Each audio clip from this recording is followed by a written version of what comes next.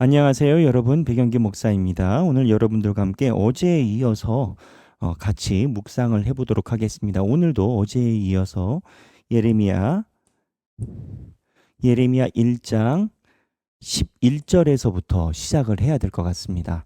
1장 11절에 하나님께서 예레미야를 부르시고 두 가지 상징을 보여주십니다. 그게 하나가 살구나무 상징이었습니다. 하나는 상징. 첫 번째는 살구나무 상징입니다. 살구나무 상징은 하나님께서 시간 안에서 하나님이 시간에 대해서 계속 이루어 가신다라는 것을 얘기를 해주시는 겁니다. 그래서 이 살구나무 상징은 하나님의 영원성,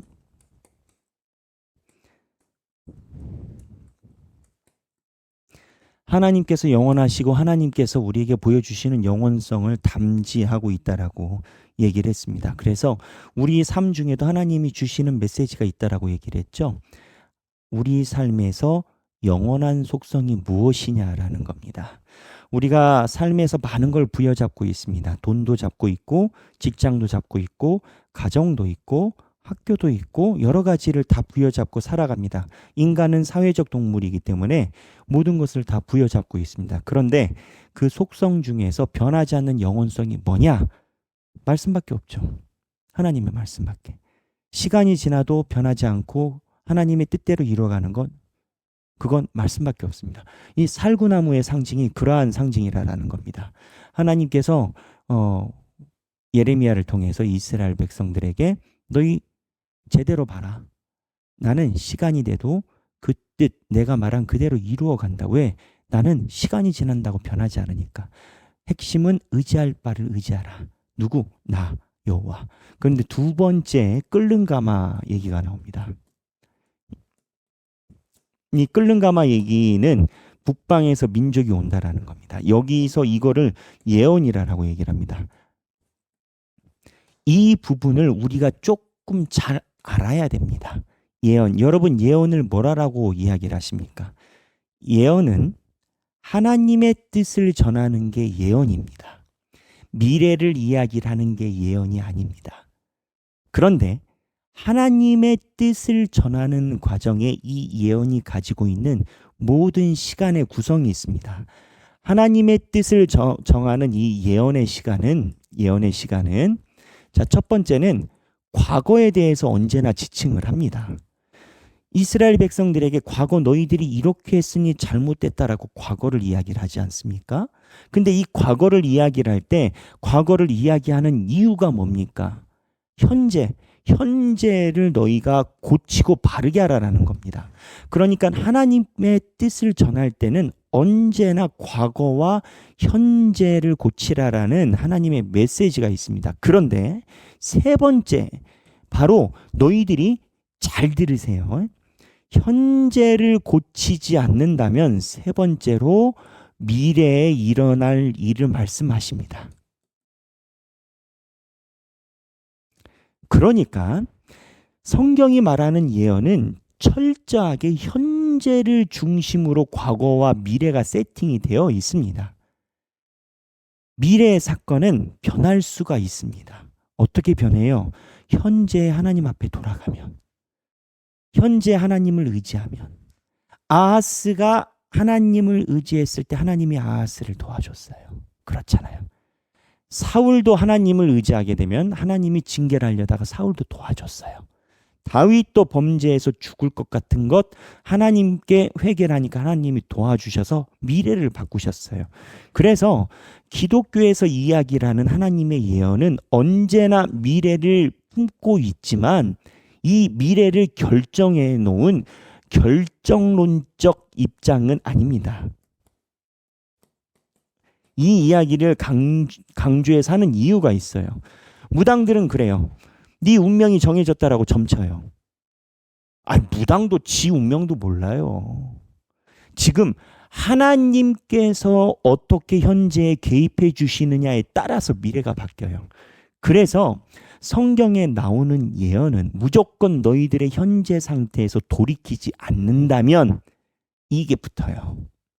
그래서 하나님이 지금 끓는 가마에 대한 예언을 보여주시면서 미래에 일어날 일에 대해서 하나님이 현재 돌이키지 않으면 간다라는 거예요. 그래서 기독교는요, 운명이 이미 결정되어 있다라는 운명론적 입장은 아닙니다. 그리고 우리의 삶의 모든 것에 대한 하나님께서 다 정해놓고 꿔맞췄다라는 입장의 결정론적인 입장은 아닙니다. 하나님은, 기독교는 하나님의 말씀이 현재를 중심으로 한 미래에 대한 메시지를 전하는 게 우리 신앙의 핵심입니다. 그래서 이 끓는 가마 이야기를 얘기를 하는데, 하나님이 이 끓는 가마를 이야기를 하면서 이게 이제 어떻게 보면 멸망을 이야기를 하는 거잖아요. 예레미야가 자기 동족에게 가서 북쪽에서 침범이 와가지고 멸망한다라고 이야기를 하고 있는 건 거예요. 생각해 보세요. 백영기 목사가 지금 청와대에 가가지고 북한이 우리에게 쳐들어와서 우리가 멸망할 거야 얘기를 할 때 마음이 두렵겠어요, 안 두렵겠어요? 겁이 나겠어요, 안 나겠어요? 겁 나지. 백영기 목사도 사람인데 그런 얘기를 할 때 겁이 날 거 아니에요. 예레미야도 겁이 나겠죠. 그때 겁을 낼 것 같은 예레미야에게 하나님이 하신 묘한 화법이 있어요. 오늘 본문에 그걸 볼 거예요. 보면 17절인데, 자 17절이에요. 개역개정이 이 부분을 오번역했습니다. 17절에 보면, 그러므로 너는 내 허리를 동이고 일어나 내가 내게 명령한 바를 다 그들에게 말하라. 그들 때문에 두려워하지 말라. 자, 두려워하지 말라.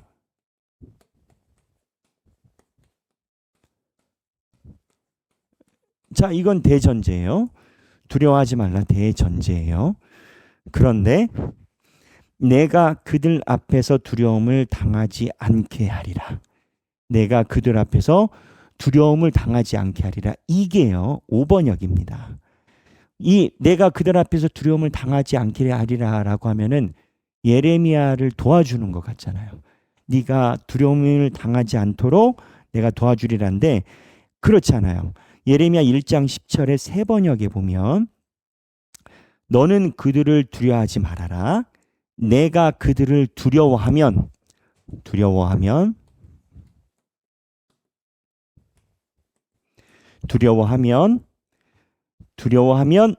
오히려 내가 너를 그들을 앞에서 무서워 떨게 하리라.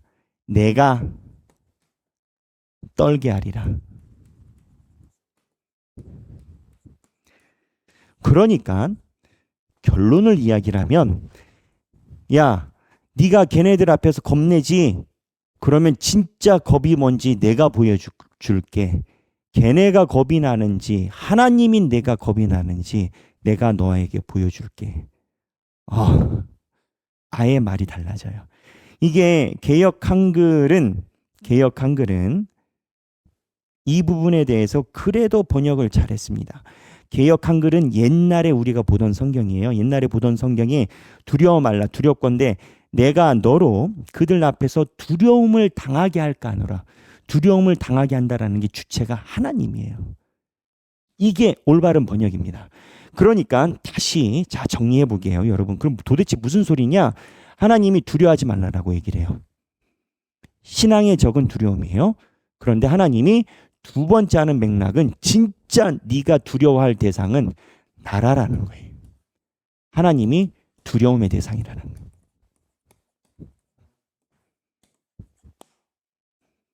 야, 너희는 사람들이 뭐라고 한다고 그렇게 겁이 나? 사람들이 조금 서운한 소리하고 네가 걱정하는 거 이야기를 하고 주변에 사람 떠나면 그렇게 사시나무 떨듯이 겁이 나? 안색이 안 좋아? 힘들어? 말도 못해? 내가 북방민족이 쳐들어온다라고 말하라고 얘기를 했으면 말하면 되는데, 예레미야가 사람들이 겁이 나서 북쪽에서 와가지고 우리나라가 망할 것이다. 그 사람들이 겁이 나서 입을 벌리지 못해? 좋아. 누가 두려운지 너는 알아야 된다는 거예요. 두려움의 대상이 정확해야 된다는 거예요. 여기에 예언자의 숙명과 우리 삶의 두 가지가 있어요. 우리가 삶의 적용으로 보면 돈을 못 벌고 또는 때로는 이렇게 신앙생활을 살아가면서 될까? 미래에 대한 불확실성으로 겁을 냅니다. 사람이니까. 그런데 하나님은 단순히 먹고 사는 것에 대한 불확실성이 아니라 하나님은 영생을 좌우하는 분이에요. 지옥 간다고요.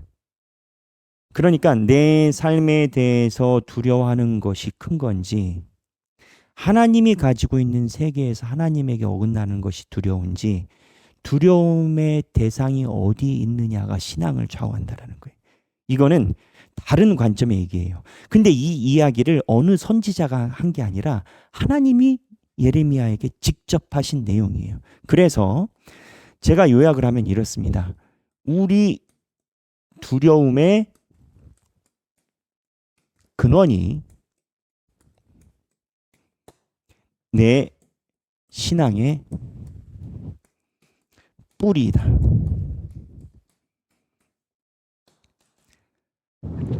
내가 진짜 무서워하는 대상이 내가 믿는 대상인 겁니다.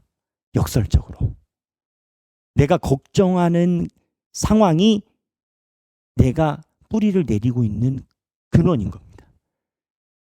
내가 우려하고 있는 관계가 내 삶의 기준인 겁니다. 내가 교회에서 무언가 상황과 사건을 볼 때 내가 우려하고 걱정하는 대상이 나의 서 있는 자리인 겁니다. 그래서 여러분 이거를 가지고 한번 오늘은 묵상을 해봐야 된다고 생각을 합니다. 왜냐하면 이러한 접근은 자주 우리가 만날 수 있는 접근이 아니에요.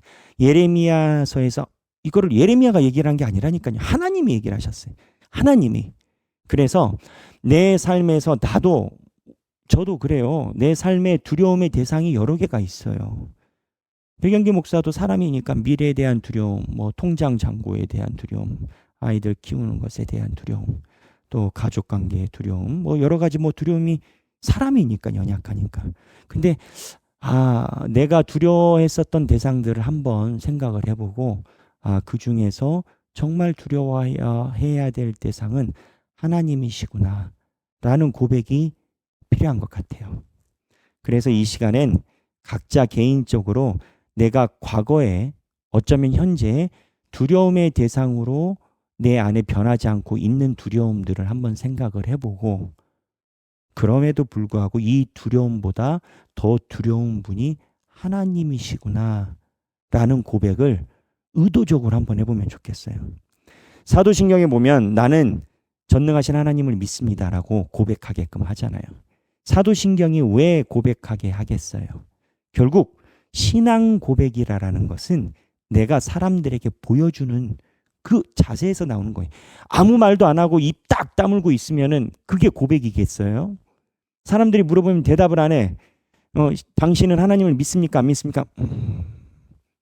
뭐 젠틀하다고요? 선비다고요? 기독교는 선비 종교가 아니에요. 기독교는 하나님의 말씀에 대해서 증언하는 종교지 선비 종교 아니에요. 그래서 하나님의 말씀에 대해서 증언하는 것을 오늘 내 두려움이 이런 것이 상존해 있는데 그 두려움보다 더 큰 두려운 존재가 하나님이시다라는 것을 의도적으로라도 한번 카톡방에 나눠보시면 좋겠습니다. 오늘 1장 1에서부터 19절까지 1에서부터 19절까지 묵상했습니다. 저희가 지금 1장만 몇 번에 걸쳐서 살펴보고 있습니다. 예레미야서는요, 이 앞부분이 중요합니다. 예레미야가 소명받는 환경, 그 다음에 앞으로 펼쳐지는 예레미야가 현실 정치와 신앙의 관계에 대해서 이야기를 하는 부분들이 계속 중요하게 나옵니다. 이 부분에 대해서 집중적으로 바라보고 우리의 신앙의 성장을 꿰보면 좋겠습니다. 오늘 1장 11절부터 19절이고요. 나누는 말씀은 우리의 두려움의 근원이 어디에 있는지, 그리고 과거에 내 두려움의 대상이 뭐였는지, 이러한 신앙 고백을 나누시는 시간이 되면 좋겠습니다. 행복한 성경 읽기 되시길 바랍니다. 감사합니다.